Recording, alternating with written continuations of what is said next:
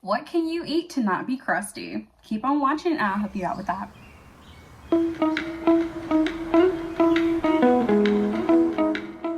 Hello and welcome back to my channel. My name is Sharon and I am a registered dietetic technician, and thank you for coming to Beauty Dietetics. This is where we learn about how to eat healthy and practice wellness to enhance our inner and outer beauty.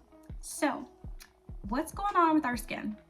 Let's start there. What is the skin? And that might sound like a funny question, but in reality, our skin is the largest organ on the body.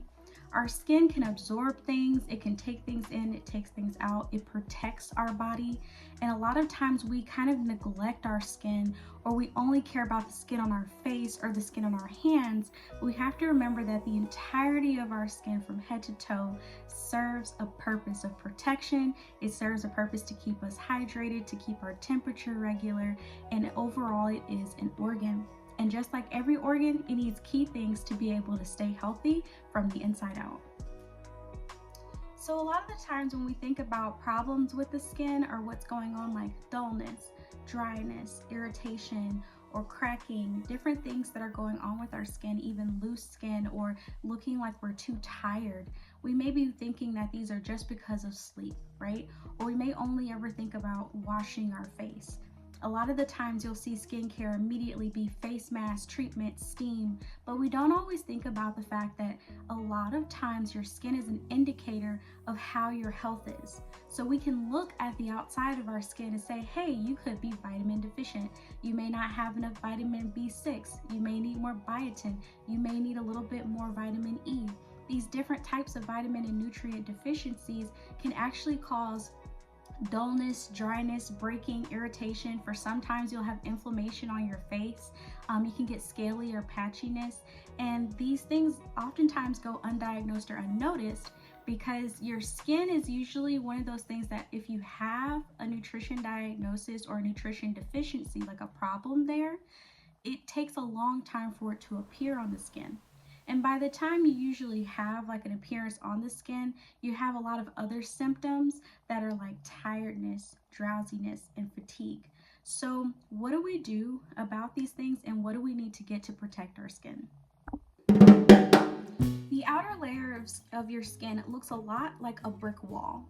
There's a layer of dried skin cells, then there's a little bit of protein there, and then there's more dried skin cells, and they come together like this to be able to make the outside of your skin. So one of the things you do need is you need your protein. There are other vitamins and minerals that we often need to think about, such as vitamin B12, vitamin A, vitamin C, niacin, B6, biotin, water. The list goes on and on. So it's like, oh my goodness, how am I going to remember all of that? Well, for one, you don't have to remember every single thing that you need every single day for your skin. Eating a balanced diet, or a diet that's really, really rich and full of vitamins and minerals and good protein sources, will honestly help you be able to get all of those goals that you need every day without having to think about it.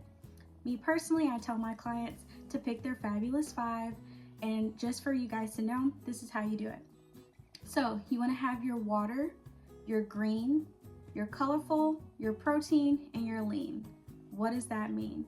Try to get some water every day.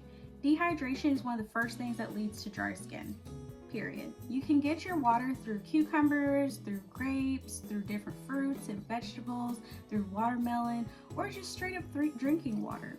A lot of times, me personally, I drink vitamin water, and no, this is not a sponsor. I just literally drink vitamin water. Over time, I decided to swap out soda and do vitamin water instead because I like regular water. I'll drink regular water, but sometimes you want a soda, and honestly I couldn't keep drinking sodas knowing how it was affecting my body, so I switched over to vitamin water, especially the no sugar ones, and I really enjoyed it, and it's a good way to get extra vitamins while staying hydrated. But besides just drinking water, we need a green, right?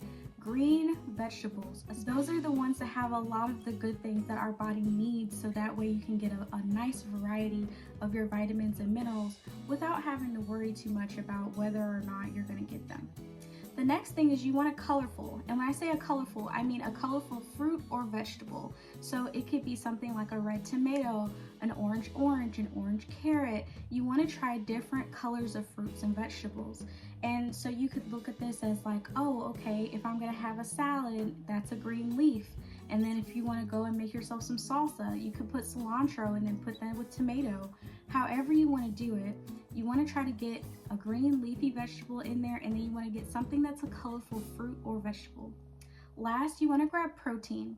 Now, everyone has different opinions on how they want to eat, whether it's regular, vegan, pescatarian, all these different ways. But no matter which way you choose, make sure you're getting in some lean proteins. One of the best things about lean protein is a great source of iron, and if you have good blood flow, you have good nutrition. But aside from that, you want to make sure that the protein can go to making your bones, your muscles, and your skin strong.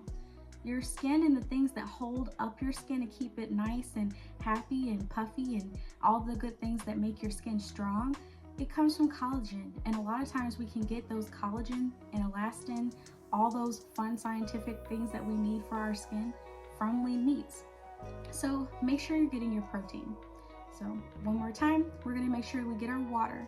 We're gonna get a green, we're gonna get our colorful, we're gonna get our protein, and lastly, we're gonna get our whole grains. Now, why whole grains specifically? Whole grains have a lot of the good and healthy fats that your body actually needs to like function as far as like movement and things of that nature. But it also has a really great way of making sure that your digestive system stays regular. You get fiber so you can clean yourself out. And lastly, for your skin specifically, there's more of those enhanced nutrients that we need that come in certain grains. So you want to make sure that you're eating whole grains because they're great for your body, but also they're good for giving you those extra vitamins and minerals that you need.